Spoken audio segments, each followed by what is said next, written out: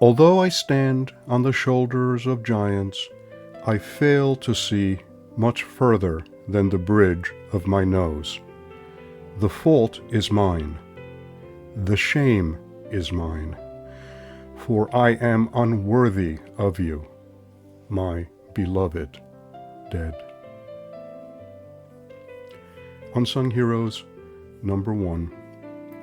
Emilio, maternal grandfather. Your crime was literacy and the possession of a social conscience that made you yearn to see your beloved Spain remain free and prevented you from suffering fascists lightly. You did not bear arms, for you abhorred all violence.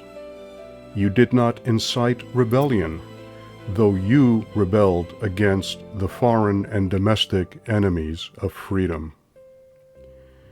As best I can tell, you were an idealist who in a time of darkness clung passionately to the belief in the perfectibility of the human spirit. You would not abide the lies the regional papers carried, and translated news from American and British newspapers about the gathering storm, sharing the truth freely with all who would listen. You gave speeches and wrote speeches delivered by others in support of a doomed republic, collapsing under the weight of its own incompetence and corruption.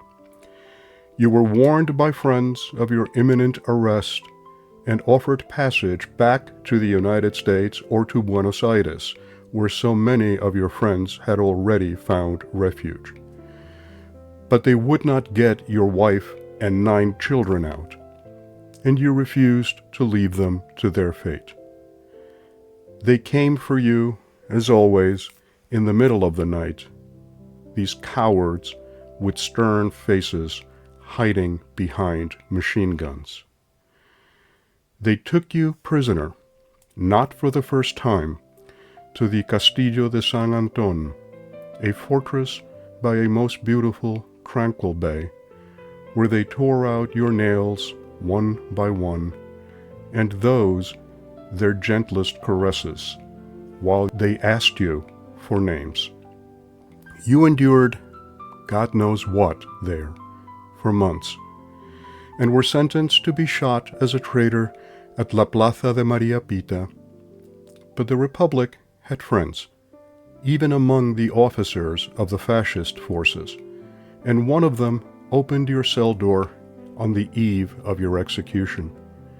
You had contracted tuberculosis by then, yet, according to grandmother, you managed to swim miles across the bay in a moonless night to safety in the home of another patriot who risked his life and the lives of his family to hide you in his root cellar, and made a trip of many miles on foot to find your wife. He found your home and told your wife of your unexpected reprieve, and asked her to send some clothing and some shoes to replace your dirty, tattered rags.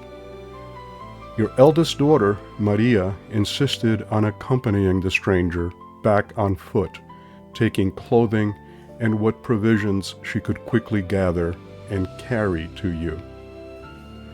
From time to time, you accepted the hospitality of an overnight stay in the attic or hayloft of a Republican sympathizer, as these were not hard to find in the fiercely independent Galicia under the yoke of one of its own. But mostly you lived in the woods with active guerrillas for years. You lived with all the comforts of a hunted animal, with others who would not yield. Your only crime consisted of being on the wrong side of a lost cause. I hope it brought you some comfort to know you were on the right side of history. It brought none to your wife and to your youngest children. As you paid the long penance for your conscience, Once a month or so, after some time passed, you visited your wife and children. You were introduced to the little ones as an uncle from afar. They did not know the bearded wild man who paid these visits in the middle of the night and left wearing Dad's old, clean clothes. The older ones, Maria, Josefa, Juan, and Toñita, all in their teens, told the little ones that their uncle brought news of their dad. The younger children, still wearing the frayed cloaks of their innocence, accepted this, not questioning why he stayed in Mom's room all night and was gone before they awoke the next morning.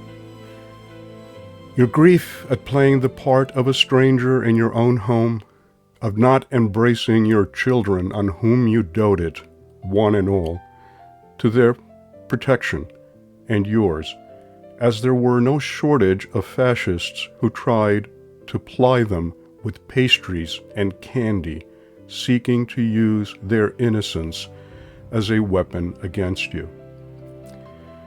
Your parents were relatively wealthy business owners who farmed the sea, but disowned you, perhaps for your politics, perhaps for choosing to emigrate and refusing to join the family business, or perhaps for marrying for love in New York City, a hard-working girl beneath your social station in their eyes. You lived just long enough to see Spain delivered from war, though not beat of her chains. You were spared the war's aftermath. Your wife and children were not. No books record your name. Most of those who knew you are dead. Yet flowers have long perpetually appeared on the simple above-ground burial site in Sada that holds your ashes, and those of your eldest son, Juan, and second eldest daughter, Toñita, who died much younger than even you. Your wife has joined you there in a place where honor, goodness, decency, principle in a pure, broken heart now rest in peace.